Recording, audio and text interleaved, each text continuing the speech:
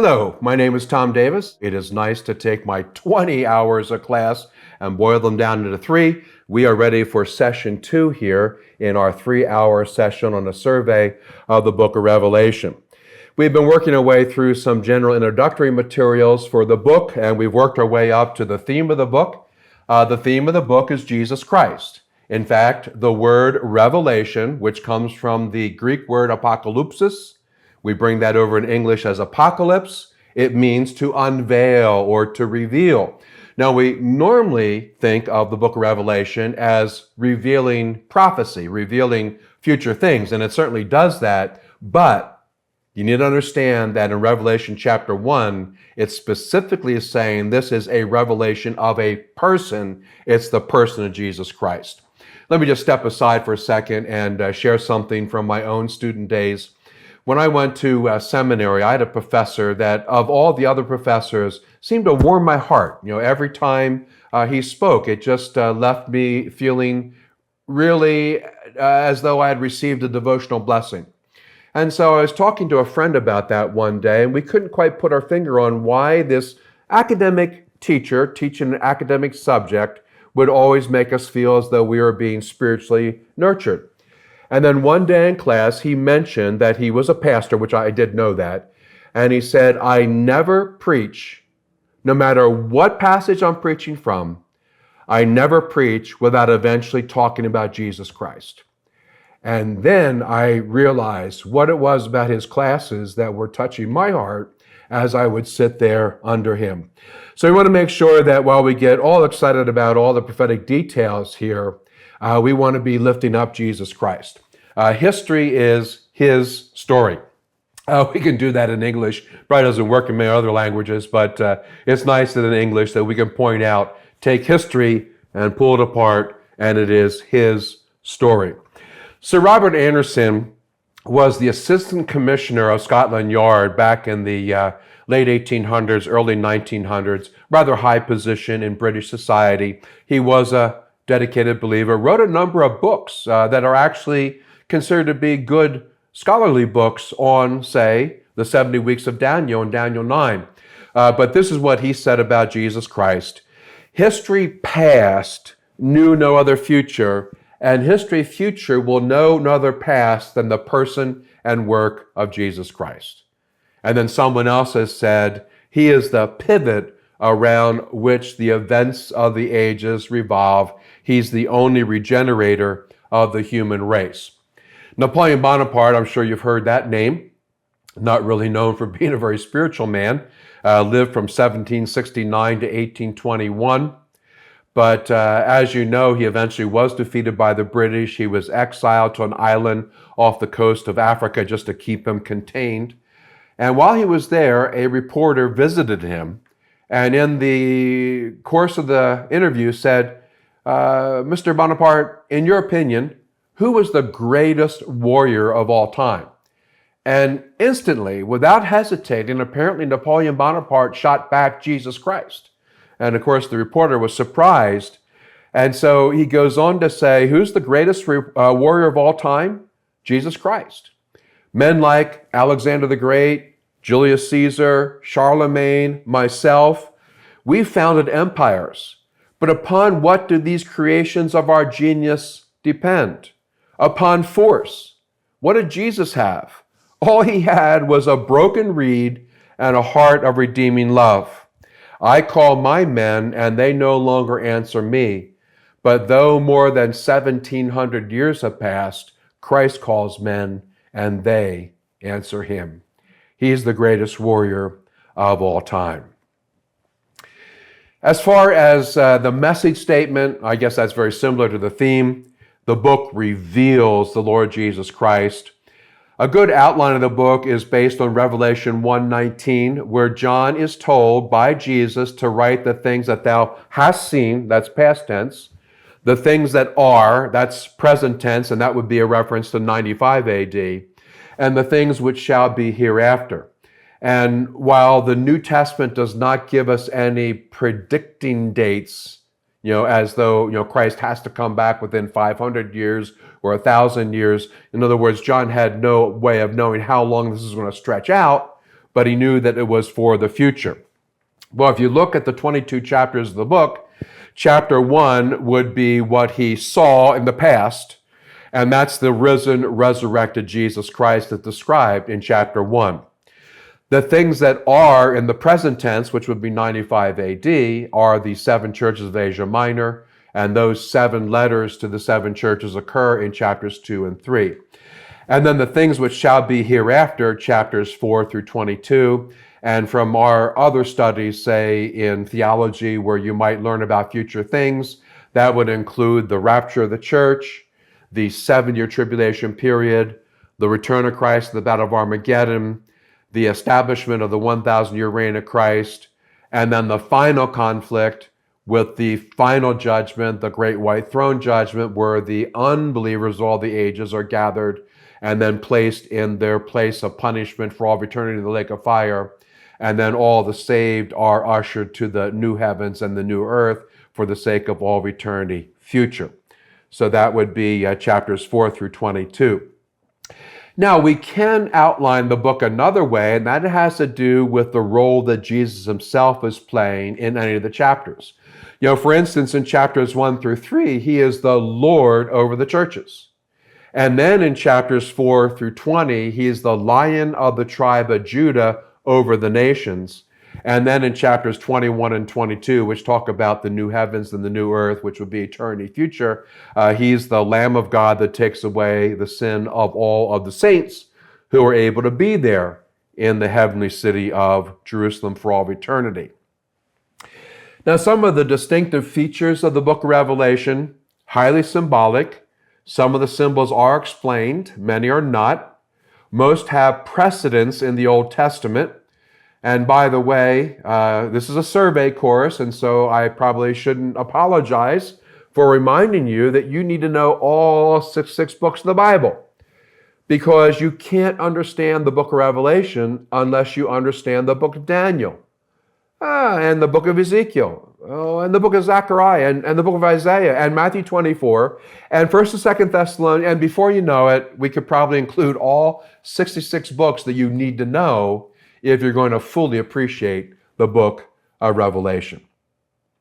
Be careful not to force statements introduced by like or as, because they are designed to be similar to, not identical to.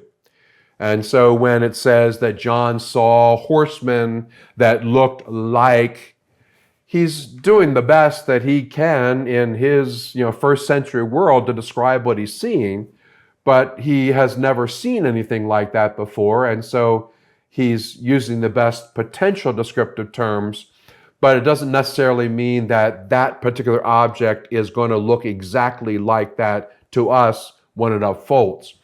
Now, in most cases, it really wouldn't affect you and I, because if you're born again, I'm born again, we're going to be raptured off of the planet before these things unfold. And so we'll be up in heaven. We wouldn't need to know exactly what the demonic forces look like that are coming on some sort of horseback out of the abyss. Are they going to look exactly like John described them? Or was that the best that he could do to describe maybe something that's demonic? You look at all the horror films that we have in the world today, and I sometimes wonder, is Satan trying to get people ready for meeting these types of creatures as he inspires some unsaved, perhaps, writers and Hollywood producers to invent a alien that might look very close to what an actual demon winds up looking like when they finally are used by Satan to afflict mankind? Or who knows? Maybe it was actually some sort of a helicopter or a tank or jet airplane. But since John had no basis of comparison, his description is in terms that he would have understood. Horsemen riding up to battle with swords and spears and bows and arrows, and then trying to describe it in a way that he could understand.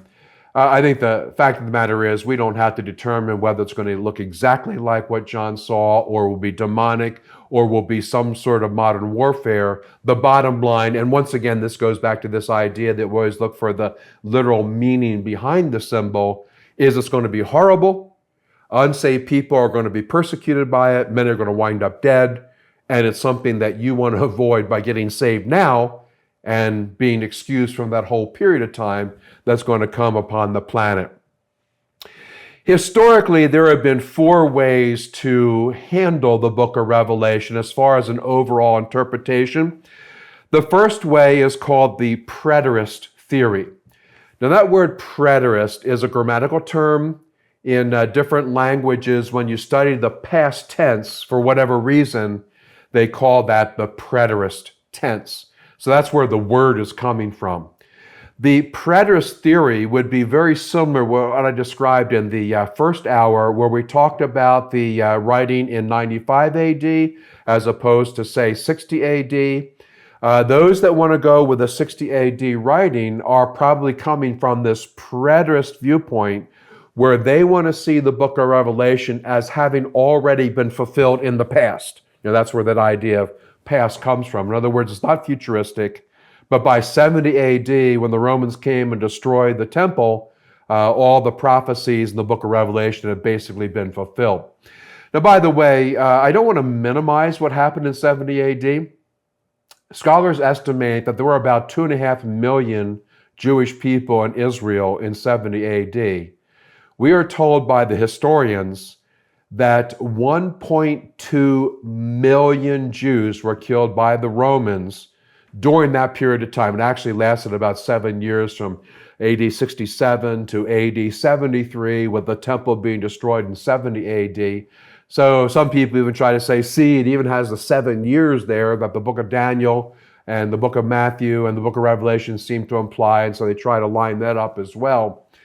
But yes, it was a horrible time, but even more horrible times are coming in the future, if that can be imagined, and it already has happened with the 6 million Jews that lost their life in the Nazi Holocaust. And now we have the potential for even greater destruction of humanity lying in the future with the judgments of the book of Revelation. The historical theory interprets the book of Revelation as predictions that are going to be fulfilled over all of the last 2,000 years. So they would not be like the preterists that want to see them all fulfilled by 70 AD, but they want to see them being fulfilled across the last 2,000 years. The idealist school of thought is that the book of Revelation teaches principles but not specific events. And so at that point, they would really be looking at an allegorical or highly symbolic interpretation of the book of Revelation. Futuristic is what we hold to. We believe that chapters 4 through 22 lie in the future: the rapture of the church, the 7-year tribulation period, Battle of Armageddon, 1,000-year reign of Christ, final judgments, and then eternity future with the new heavens and the new earth. Some more distinctive features of the book. There's an amazing use of the number 7, over 50 times in 22 chapters. There are 404 verses in the book of Revelation in our Bibles. Of those 404 verses, 278 have allusions to the Old Testament. And so there's that idea again. If you want to know anything in Scripture, you pretty much have to know everything, because it's borrowing off of these Old Testament ideas. In the Greek copy of the book of Revelation, there are many irregularities in the original Greek grammar, which so far can only be explained by John's intense excitement. And I guess so. He would have been excited with all the incredible things that he was seeing. Now, we say so far because there's always the possibility that we will uncover more. They call them papyri. This would be the crude paper that has the written Greek on it from the 1st century. And we might find out that in the secular Koine Greek, that's the particular dialect of the Greek that the New Testament was written in, those particular spellings or grammatical forms or ways of expressing themselves were normal.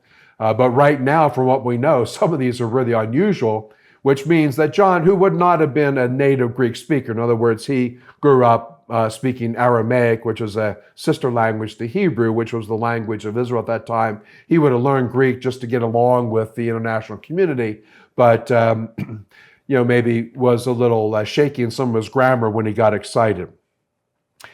The book of Revelation presents the final struggle between the Holy Trinity, God the Father, God the Son, God the Holy Spirit, and the unholy Trinity. Now, I don't know if you've thought about it this way or not. We don't want to be disrespectful. But in the book of Revelation, it appears that Satan is trying to take the place of God the Father. And the Antichrist is trying to take the place of Messiah. By the way, in the Greek language, anti means against, and that's how we normally use it in English, anti as opposed to. But it can also mean substitute. And I actually think that when we refer to this man of sin as the Antichrist, the original idea was not so much that he's opposed to Christ, although that is going to be true, but rather that he's presenting himself as a substitute Messiah. He wants to be in place of Jesus. And then the third member of this unholy trinity would be the false prophet, who is the PR man for the Antichrist that's introduced in Revelation chapter 13. So you see this Holy Trinity, and then Satan always trying to be a counterfeiter, the unholy Trinity. Now in Revelation chapter 13, we're introduced to the concept of the mark of the beast, 666, which I think we've all heard of. And there's been all kinds of imaginative ways that we try to understand, okay, what exactly is the number referring to? And it is true that ancient Jewish people did what they call gematria. And it's the idea of, the letter A is 1, the letter B is 2, the letter C is 3. You assign numbers to letters. And then what they do is they take different names and try to figure out, okay, whose name, adds up to 666. So that would be one possible way in which the number 666 would be used. Here's something a little disturbing when you think about it, although I'm not suggesting that it is the answer. In the modern Hebrew alphabet, if you do that with the Hebrew letters in sequence, guess what the number 6 is in Hebrew? It's their letter W. Now, does the number 6/W show up anywhere that we see every day? Like www.wordoflife.org, the World Wide Web, 666. Think about that when you fall asleep tonight. That's just to kind of play with your mind. Getting back to what I think we probably should think about the number 666. I think it's just the number of sin. If you want to talk about the number of God, it's 777. 7 God the Father, 7 God the Son, 7 God the Holy Spirit. Talk about evil, it's 6 Satan, the unholy Father, 6 Antichrist, the unholy Messiah, and 6 false prophet, the unholy Holy Spirit. Another distinctive feature of the book, it's the last book of the Bible. What's the first book of the Bible? Genesis. Okay? Genesis, old heaven and earth. Revelation, new heaven and earth. Genesis, introduction of sin, death, and the curse. Revelation, sin, death, and the curse taken care of. Genesis, Satan's career starts. Book of Revelation, Satan's career is over. Genesis, the tree of life is lost. Adam and Eve are kicked out of the garden so they don't eat of the tree of life and get permanently stuck in that sinful condition. Book of Revelation, tree of life is regained for those who wind up in heaven. The concept of behold, now it might be different in what particular version you're reading from, but in many of our versions, it's behold. Kind of like, look at this, 29 times. So if it's a revelation and it's exciting material, it would make sense that John is repeatedly told, look at this, look at this, look at this, behold, behold, behold. And for that matter, the verb I see kind of like, behold, and I went and I saw. That occurs 68 times in the book of Revelation. So heavy emphasis on John seeing, and then by implication, you and I should be seeing as well. The book of Revelation concludes with newness, new heaven, new earth, new people, new bride, new home, new temple, new light, and its paradise regained. Now, I don't want to veer off into English or world literature, but have you ever heard of John Milton? Famous English poet. I think he lived back in the 1600s or thereabouts. Kind of blind during the height of his career, which is kind of ironic that he was able to write so beautifully, but wrote Paradise Lost and then Paradise Regained. And so here in the book of Revelation, we have Paradise Regained. As we mentioned last period, this is the only book promising a blessing to those who read it. Now, in kind of a point counterpoint, I think it's interesting at the end of the book of Daniel, which we've already identified as being very similar. It has a lot of the same prophecies in it. It's in that apocalyptic style of literature. At the end, in Daniel 12:4, God tells Daniel, "But you, Daniel, close up and seal the words of the scroll until the time of the end. Many will go here and there to increase knowledge." So somewhere around 540 BC, when Daniel is writing this, he's not told to read it. He's not told to publish it. He's almost kind of told to hide it away. And the reason is it's going to be a long time before the book of Daniel is of importance. But here in 95 AD, since Christ can come back at any time, we're being told, hey, you're going to be blessed if you read it. And of course, we're also going to be blessed if we read the book of Daniel in conjunction with it. Now, I've added my own little sub-point here to the outline, and that would be some interpretive helps. I want to point out some time comments in the book of Revelation that can be confusing if you're not aware of this. In Revelation 1:1, it says, "The revelation of Jesus Christ, which God gave him to show to his bondservants the things which must soon take place." Now, in English, when we say something's going to happen soon, we normally think in terms of within the next hour, or the next day, or the next week, depending on the context. We don't think in terms of, almost 2,000 years passing, and here we are still waiting for this to happen. And then in the last chapter, in Revelation 22:6, it says, "And he said to me, these words are faithful and true, and the Lord, the God of the spirits of the prophets, sent his angel to show to his bondservants the things which must soon take place." Now, there again, you can see why the people who want to believe all this stuff was fulfilled by 70 AD would say, see, it says it's going to be soon. John wrote that in, let's say, 60 AD, and by 70 AD, 10 years later, it's all fulfilled, and that's how they want to understand the book of Revelation. Well, what you need to understand is that particular Greek word does not mean quickly from this point in time to when it takes place. It's actually the word tachos, from which we get our English word tachometer. If you are kind of interested in sporty cars, you'll know that some of them will have a tachometer that lets you know how many RPMs, revolutions per minute, your drive shaft is moving, your camshaft, or whatever the proper term would be for the engine as it spins there. And of course, the faster it goes, the higher the RPMs, because the word tachos in tachometer is the idea of soon in the sense of it's happening quickly. And here's what those two passages are saying. Not that it's going to happen soon time-wise, but that it can happen at any time, and when it happens, it's going to happen abruptly. It's going to take people off guard, and then once it starts, it's going to go very quickly to the consummation.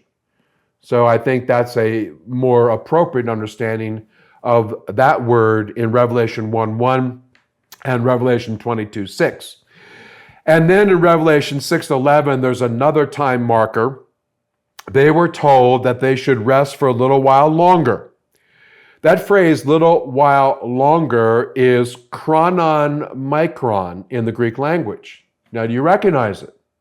Chronon, chronology, micron, microscope.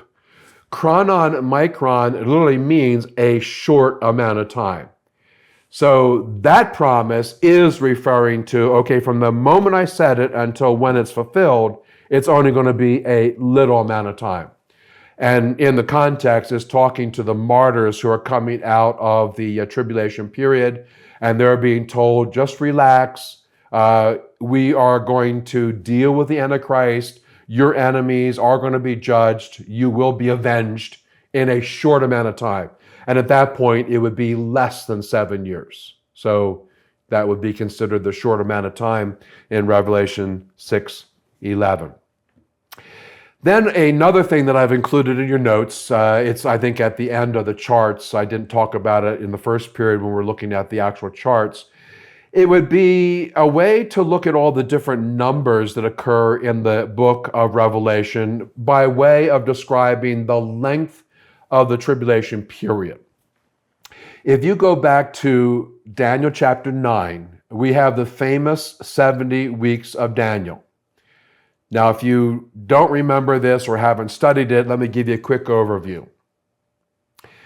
In 722 BC, God brought the Assyrians down to defeat the 10 northern tribes. They were taken into captivity, and as a nation, they went out of existence. That left just 2 tribes in the south. We call the southern kingdom Judah at that point. Their capital was at Jerusalem. And from 722 BC down to 605, a little over 100 years, they continued on while their 10 northern tribe brothers were gone. Unfortunately, they did some of the same sins that had led God to bring the Assyrians against the northern kingdom. And so in 605, again in 597, and then a third time in 586 BC, God brought Nebuchadnezzar and the Babylonians against Jerusalem. In 586 BC, Solomon's temple was destroyed as a punishment. Now, in the book of Jeremiah, it tells us what God intended to do. He intended to uproot those people and take them over to Babylon for 70 years. Why 70 years? Well, Jeremiah explains that for a period of 490 years, the Jewish people had failed to obey the sabbatical year requirement. If you go back to Leviticus 23 through 25, Leviticus 23 through 25, we have the original 10 holidays that God gave to Israel. One of those holidays was that every 7th year, they were to let their farmland lie fallow. This is before fertilizers, and so the idea was at the end of the 6th year, they would let it be. They wouldn't plow it. They wouldn't plant new crops. They would let everything grow up naturally, and then at the end of the 7th year, they would plow that green fertilizer under the soil, and that would provide some fertilizer. Well, apparently for 490 years, the Jewish people down in Judah had not obeyed that. So how many sabbatical years had they missed? Well, it comes every 7 years. So divide 7 into 490. How many years did they miss? 70. That's why the captivity was going to be 70 years long, to give the land its rest. Now, while Daniel and the 2.5 million Jews are over in captivity in Babylon, God gives Daniel a prophecy in Daniel 9 of 70 weeks of years. And fortunately, everyone agrees, both liberal scholars and Jewish scholars and Roman Catholic scholars and evangelical Protestant scholars, that this is referring to 490 years. And so it's almost like a point counterpoint where they're being judged because of what they did over 490 years worth of history. And now God is giving them 490 years worth of predictions going into the future, but it's also based off of this number 7. So it's 70 sevens, 70 weeks of years, 490 years worth of history. Well, as you read through Daniel 9, the most significant thing is it says that from the decree to rebuild the walls of Jerusalem, which we read about in the book of Nehemiah, happened in 444 BC. The Persian Empire told Nehemiah, go rebuild the walls of Jerusalem. And in Daniel 9, about 100 years earlier, Daniel had predicted, or he had been told by God to write this down as a prediction, that that will be the start of this 490-year countdown. Well, the first 483 years, that would be 69 weeks if you do the math, was to lead up to the crucifixion of Christ. And as far as we can tell, if you did that mathematically, it brings you right to Palm Sunday. And so just a couple of days before he's crucified, we have the completion of the first 69 weeks, the first 483 years worth of history that Daniel 9 was talking about. The 70th week, the 7 years, was to be a time of tribulation. That's stated in Daniel 9. Christ himself repeats it in Matthew 24, and it occurs in the book of Revelation. So that's where we get the number 7 for the 7-year tribulation period. Now, amazingly, both the book of Daniel, Christ in Matthew 24, and John in the book of Revelation divides that in half. We are told that at the midpoint, the Antichrist is going to go into the temple, set himself up as a god to be worshipped. That's the famous abomination of desolation. And that happens at the midpoint of the tribulation period, which if you divide 7 years into 2 halves, is 3.5 and 3.5 years. Well, amazingly, the book of Revelation takes off on that. This also occurs in the book of Daniel and talks about the 2 halves of the tribulation period, sometimes with the designation 42 months. Well, 12 months in a year, 42 months is 3.5 years. One place goes time times and a half time. That's 3.5 years. And then the other way that it occurs both in Daniel and the book of Revelation is 1,260 days. Well, the Jewish people had a lunar calendar with 30 days per month. And so that would be 3.5 years based on a lunar calendar, 1,260 days. Well, you sometimes wonder if they use different terms to refer to the first half of the tribulation as opposed to the second half. And so I sat down and made up this chart. As you look at it in your notes, you might conclude that you don't agree with my designation. For instance, you'll notice that I'm claiming that in Revelation 11:3, it uses the phrase 1,260 days to identify the length of time that the 2 witnesses are busy preaching in Jerusalem before they were killed by the Antichrist. I'm putting that in the first half of the tribulation period. To my way of thinking, if the Antichrist is already powerful like he is described in the second half of the tribulation period, there's no way you could have these 2 witnesses also functioning. They're busy calling fire down from heaven to attack their enemies. That would be, a rock and a hard place coming together.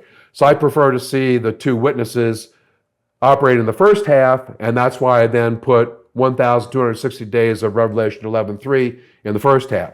However, in chapter 12 and verse 6, it does use the same designation to also refer to the second half. And so just be aware that we can't be dogmatic about, is the one always used for the second half versus the first half, but you can chart out the different ways in which the 2 halves of the tribulation period have been designated. And then the other thing that's confusing between the book of Daniel and the book of Revelation is the idea of heads on beasts that clearly are referring to governments, because they then have horns that speak of the power of the government, and they have crowns which speak of the authority of the governor. But in some cases they have 7 horns, other cases they have 10 horns, sometimes they have 7 heads, sometimes they have 10 diadems, and it gets confusing real fast. And so again, don't take my word for it. I did the best I possibly could, but I would recommend this type of charting when you come across something confusing like this to try to figure out, okay, what are the sequences of these different heads, horns, and crowns that occur in the book of Daniel and the book of Revelation, and maybe that can make some sense out of it for you. Well, that's the introduction to the book of Revelation. Now for the rest of this period and for the third period that we have together, my assignment is just to hit some of the key passages in the book of Revelation. Now, I teach it in 20 hours where we read every single verse in those 20 hours and we make all of the comments that we possibly can, and we go pretty quick to be able to do that. So obviously in the next hour and 10 minutes or so, I'm not going to be able to hit all the passages I would like to, but I at least want to make you aware of some of the key things. So if you haven't already opened a Bible, now might be a good time, not that we're going to take the time to do a lot of reading, but you might want to at least have the Bible open to note where these different observations are coming from. Revelation chapter 1, we've already said, is the introduction to the author of the book, namely Jesus Christ. And so he is the one writing this letter, and so chapter 1 would be like his signature. This is a letter, so this would be like his signature. And then remember, I mentioned that in chapter 1, it gives different descriptive phrases for Jesus. And then for each of the 7 letters in chapters 2 and 3, Jesus comes back to chapter 1 and lifts one of those descriptive phrases and uses that to introduce himself to that particular church. And usually that has something to do with what is happening in that particular church. Chapters 2 and 3 are those 7 letters to the 7 churches. We see Jesus Christ walking in the midst of 7 golden lampstands. Now that's a symbol, pretty easy to unfold. Lampstands provide light. So it represents local churches and they're to be a light where they are. However, it also provides a very important contrast with the Old Testament. I think you're aware of the fact that in the tabernacle and then later on the temple, in the holy place, where you had the table of showbread, the altar of incense, and then the menorah, there were no windows. And so when you walked in there initially, it's dark. So that's why they had the menorah, and the very first thing the high priest would do every morning is replenish the oil, trim the wicks. They had flax that sucked the olive oil up through capillary action. They would light the lights across the top. And it would be 7 individual lights because a menorah had a center stand, and that top would be their middle light. And then about the top 1/3 would have 3 branches, with the 3 branches then being equal across the top. So now you have 7 pipes that are hollow. They would pour the olive oil in, and then the flax wick would stick out the top, and you would light it. So you would have 7 individual lights. So now we come to Revelation 1 through 3, and we're looking at these 7 churches, and Jesus is walking around 7 separate lampstands. These are not menorahs. It's not one lampstand with 7 branches. It is 7 separate lampstands. And that is a very graphic way of seeing the difference between God's program for Old Testament Israel, where it was one nation and one people. They were the chosen people. Exodus 19:6, God said, I have chosen you to be a kingdom of priests. What do priests do? They represent God to mankind and mankind to God. So that's what they were supposed to be doing. Unfortunately, they very frequently failed in that area, although I believe each of the 66 books of our Bible were penned by Jewish individuals. I realize that we can't prove that because a couple of the books we don't even know who the author was. And in the New Testament, obviously, many people think that Luke was a Gentile. I don't. I think he was also of a Jewish religious background, although of a Greek heritage that let him, fit in with the Greek culture. But at any rate, that would illustrate the fact that they were representing Jehovah by being the ones who received the inspired scriptures, prophets in the Old Testament, apostles in the New Testament. They were also the biological line of the Messiah. Jesus was born a Jew. And so that was part of their heritage there in the Old Testament. But when Jesus came the first time, and in the sovereignty of God, he came unto his own received him not. We then have the branching out of the gospel going indiscriminately to the Gentiles. Now we have to be careful. We sometimes talk about the Old Testament as the age of law, and the New Testament as the age of grace. And we kind of imply that under the law, you had to obey the law to be in right relationship with God. But during the age of grace, you can just believe and be in right relationship. And then one step further, the Old Testament law was for just the Jews. New Testament is salvation for everyone. But please understand that that's not a proper understanding of how salvation works. Even under the law, salvation was by faith and faith alone. The law was part of their worship system with how they grew in their relationship with God, but it's not what brought them salvation. Faith is what brought them to the point of salvation, and Gentiles could believe in the Old Testament and get saved. They did not have to follow the 613 rules and regulations of the law of Moses to merit favor with God. They could also come in faith. And Naaman, the Syrian general, will be one example of a man as a Gentile who came to faith, never converted to Judaism, never got circumcised, as far as we know, never came back to Jerusalem to worship, and yet he clearly seems to have been a born-again individual there in that particular story. Well, we get in the New Testament, and now during the church age, instead of the menorah, we have individual lampstands, not in one place on the planet. Not in Jerusalem with the Jewish temple or the Vatican for the unified Roman Catholic Church, but little lighthouses scattered all around the world. And that is God's mode of spreading the gospel, getting the light out now. In Revelation 2:14, I would like to bring your attention to something that you might eventually develop into a nice little devotional or Sunday school lesson. In 2:14, it says, and it is talking to the church at Pergamum, but I have a few things against you because you have there some who hold to the teaching of Balaam, who kept teaching Balak to put a stumbling block before the sons of Israel, to eat things sacrificed to idols, and to commit acts of immorality. This goes back to the book of Numbers, chapter 24, and then also chapter 31. So Numbers 24, Numbers 31.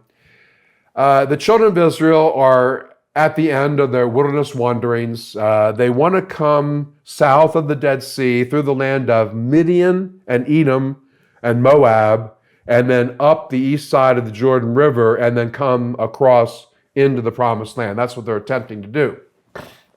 While they're coming, a king of the Moabites by the name of Balak is not anxious to have 2.5 million Jews moving through his area. I guess he's afraid that they would eat too much of their food, drink too much water, cause too much problems, maybe even try to settle there or fight them. Who knows all the things that he had in his mind, but he just didn't trust these 2.5 million Israelites. So he knew this prophet by the name of Balaam, who lived way up north. So it was quite a trek. Hired Balaam to come from way up north all the way down to the southern portion of the Dead Sea to stand up on a mountain and to curse the Israelites so that they wouldn't pass through Midian and Moab to try to get up into the Promised Land. Well, Balaam apparently was not a prophet of Jehovah, but apparently knew who Jehovah was. And so he asked Jehovah, can I go and do this? And Jehovah says, you can go, but when you get there, you can only say what I put into your mouth. Well, he agrees. So he gets on his donkey, he starts his way down, and that's that famous story where God sends a fiery angel with a sword to stand in the way. Balaam can't see the angel, but his donkey can. And so his donkey is afraid and will not progress. And so now he's kicking, he's beating, he's getting angry at the donkey. Finally, the donkey moves over to the side of the road where there must have been some stone wall and kind of crushes his leg. And so now he's really angry. And then the donkey talks to him. Now, just to give you a little idea of what these ancient peoples might have been involved with, Balaam talks back to the animal. So apparently he didn't think it was that unusual that an animal's talking to him. So most likely he's involved in all kinds of demonic things where all kinds of strange happenings would have taken place in his form of worship. Well, at any rate, the donkey says, hey, can't you see the angel's about ready to kill you and me? Instead of shouting at me and hitting me, you ought to be thanking me for saving your life. And then the angel reaffirms this idea. You can go down to Balak, but when you get there, you have to say what I put into your mouth. So he continues on his way. He gets all the way down there. He gets up there with the king, and 4 times he tries to curse the children of Israel, and 4 times a blessing comes out, and Balak is really upset. He feels like he's not getting his money's worth. So Balaam, very shrewd, he obviously doesn't want to miss his payday. He says to Balak, he says, listen, I'm not allowed to curse them. I tried 4 times. I can't do it. But here's what you can do to accomplish the same end. You have your Midianite and Moabite women go in to entice the men to be their boyfriend, girlfriend, and then eventually they will marry, and the Jewish men will start to worship the gods and the goddesses of the Midianites and the Moabites, and that will get Jehovah jealous and upset, and then he will curse them for you. And that's exactly what Balak did. And in fact, that very day, some of the Jewish men were busy already interchanging relationships with the Midianite and Moabite women, and very quickly a curse came from God for that type of immorality. Well, I think it's very interesting that 3 times in the New Testament, that's why I'm making such a big to-do about this, because I think it's something you can use. 3 times it refers back to Balaam, this false prophet. And by the way, Balaam's name means devourer of people. In Hebrew is the word for people. Bala is the word for devour. Balaam, Balaam, devourer of people. So obviously he was not there to help the Jewish people in any way, shape, or form. What was he there for? He's there for a payday. He wanted some benefit out of his religion. Well, here in Revelation 2:14, the passage that we just read, we could call that the teaching of Balaam. In fact, that's actually what the verse says, that the church at Pergamum had some there who were promoting the teaching of Balaam. Well, what is the teaching of Balaam? Well, it's what we call syncretism. When you synchronize something like in a gearbox, before you shift gears, the clutch is to synchronize. So when the 2 sets of gears come together, they don't, hurt each other, but they mesh properly. That's what syncretism is referring to. And what Balaam was doing was taking, okay, here's my Jewish religion, and here's your Midianite and Moabite religion. Let's just put them together. Let's make everyone happy. We're going to syncretize it and synchronize it. So that's the teaching of Balaam. Then write this down, Jude verse 11. Of course, Jude only has 1 chapter. It calls it the error of Balaam. Now, what does it mean by the error of Balaam? Well, if you read Jude 11, it's the idea that Balaam thought he could manipulate God by trying to bless the people, or curse the people, and then the blessings coming out instead. Kind of like the old magic wand that sometimes we're guilty of doing that in prayer. We go out and run up, a huge debt on our credit card, and then we say, God, please, you promise to answer our prayer. We want it to be a magic wand to take care of our problem. So that is the, God in a box error. God in the box is a reference to the Ark of the Covenant, where Hophni and Phinehas took the Ark out on the battle thinking they could defeat the Philistines because they had God in the box, kind of like a magic wand. And we're not to do that. Balaam also was wrong to think that he could manipulate God, according to Jude 11. And then the third occurrence is in 2 Peter chapter 2 and verse 15. And there it's called the way of Balaam, which is the idea of religion for hire, where unfortunately through the centuries there's been many false teachers and sometimes even some pretty good teachers who use Christianity just to make money. And that's also an error. It's an error of Balaam, religion for hire. Well, that's a good place to stop. We'll take a break and come back for period 3, see you in a little bit.